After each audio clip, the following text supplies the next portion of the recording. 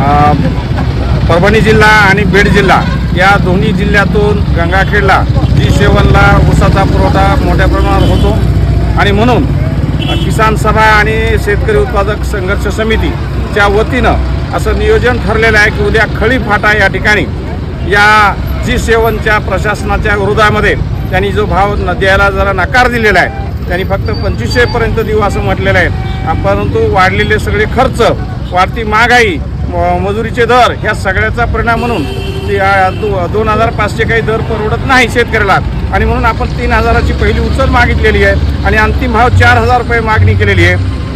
या मागणीसाठी परभणी जिल्ह्यातल्या गंगाखेड परिसरातल्या शेतकऱ्यांनी, त्याचबरोबर सोनपेठ परिसरातल्या शेतकऱ्यांनी आणि सिरसाळा परिसरातल्या शेतकऱ्यांनी जे ऊस उत्पादक आहेत आणि ज्यांचा ऊस या ठिकाणी गंगाखेड शुगरला जातोय, अधिक दुसरे सहकारी करून सर्व शेतकऱ्यांनी या आंदोलनामध्ये खळीफाटा या ठिकाणी उद्या 11 वाजता बरोबर या ठिकाणी खळीफाटा या आंदोलनामध्ये रस्ता रोको होणार आहे। या आंदोलनात मोठ्या प्रमाणात मोठ्या संख्येनं उपस्थित राहून हे आंदोलन यशस्वी करावं। बीड जिल्ह्यात या ठिकाणी हे आंदोलन यशस्वी झालेले आहेत आणि याचा परिणाम या ठिकाणी जवळच्या परभणी जिल्ह्यातल्या शेतकऱ्यांनी अनुभव घेतलेला आहे।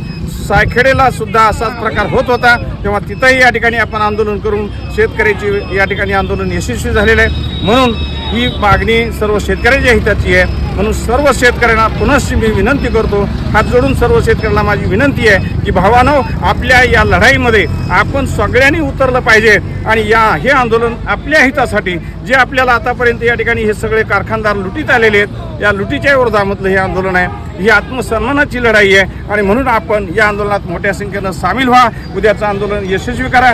खळी फाटा या ठिकाणी बरोबर 11 वाजता परभणी जिल्ह्यात गंगाखेड या ठिकाणी खळी फाट्याला सर्वांनी मोठ्या संख्येनं हजर राहून हे आंदोलन यशस्वी करावं आणि आपले घामाचे दाम मिळवून घ्यावेत एवढी विनंती करतो आणि थांबतो।